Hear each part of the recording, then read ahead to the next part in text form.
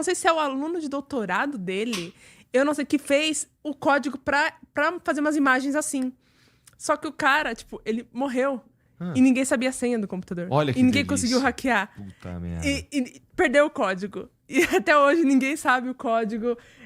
E o cara, tipo, eram umas coisas bem foda, assim. E, tipo, não... Dá pra reconstruir alguém dedicado o suficiente? Não dá pra reconstruir. Hoje a gente tem reconstrução.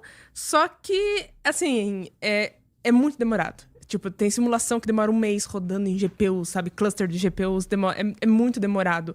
Tanto que se você pegar o artigo da segunda foto do buraco negro, né? Que é do Sagitários à Estrela. Se você pegar, acho que se não me engano é o 7º ou 4º artigo. Um desses dois. Em um dos parágrafos finais, eles argumentam. Eles falam, olha, a gente não conseguiu extrair muita física da foto porque não tem simulação numérica realista o suficiente pra gente conseguir comparar com os dados observacionais. Então, por não ter... Nossa, que sentença difícil de compreender. Tipo, eu acho que vou refrasear. Tipo, basicamente, a gente não tem simulações numéricas, né? Que é usando essas equações realistas, assim, que é em três dimensões, no 4 até 4 dimensões, né? Porque a gente tá falando de relatividade geral. Mas, visualmente, 3 dimensões, né? Em 3 dimensões, simula a realidade muito bem, a ponto da gente conseguir comparar com as observações, que é as fotos, né? Que é as fotos do buraco negro que a gente tem hoje em dia. Então, a gente não consegue comparar, e é assim que a gente extrai física das coisas, né? A gente compara o modelo com as observações que a gente tem, né? E não consegue fazer isso, né? Não conseguia fazer isso na época. E é justamente uma limitação computacional, porque, assim, as ferramentas eles têm, né? Só que a questão é computacional, infraestrutura mesmo. Porque, imagina assim, uma simulação com dadas condições iniciais. 1 mês rodando. Só que você não sabe a condição inicial daquele sistema. Você precisa testar várias condições iniciais.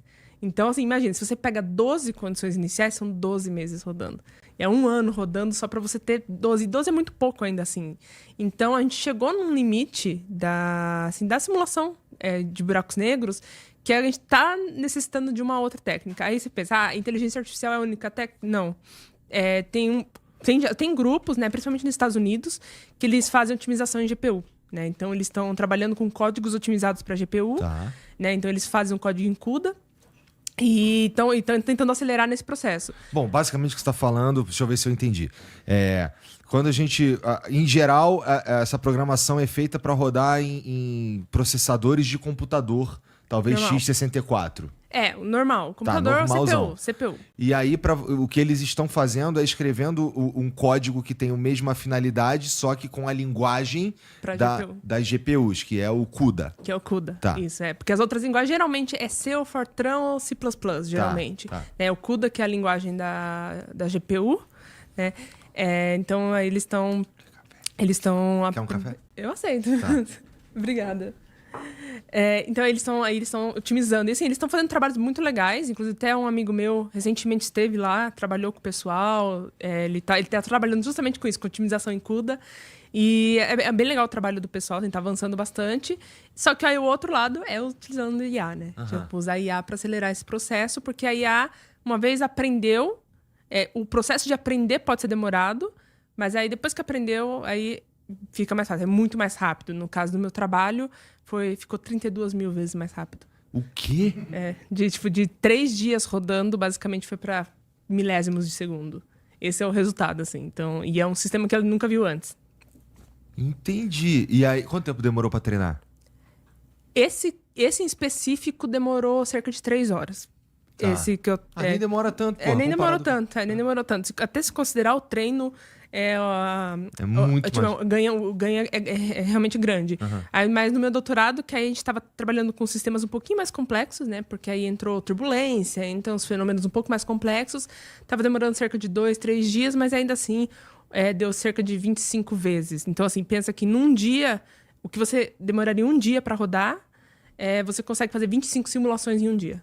Né? Então, já é um ganho razoável. Entendi. E essas simulações, você falou que sistemas mais complexos. Então a gente faz simulações de sistemas incompletos? Sim. É? Sim. A gente... É que assim, toda a física, né, de buracos negros ela é muito complexa, né? Porque a gente entra nas equações de Einstein, né, que se você pega as equações e abre, são páginas e páginas e páginas.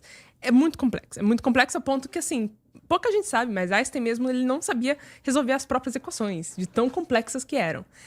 E ele não gostava muito de matemática também, então assim, não é como se ele fizesse algum esforço pra resolver, ele não tinha nenhum esforço. Tinha algumas coisas que ele não gostava muito. Eu vi um vídeo no teu Instagram de você falando que ele não era muito fã de mecânica quântica. Não, ele odiava mecânica quântica. E o Nobel dele é em mecânica quântica, assim, deve ser uma coisa que ele morreu odiando, assim, sabe? Porque ele nega a mecânica quântica absurdamente. Inclusive, foi nessa treta que nasceu o gato de Schrödinger também, né? Então, assim, tem toda uma treta assim, envolvendo Einstein com a mecânica quântica.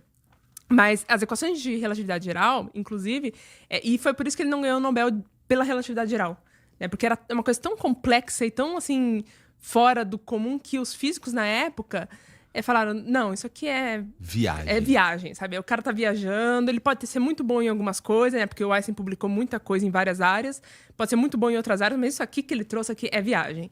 E não deram, assim,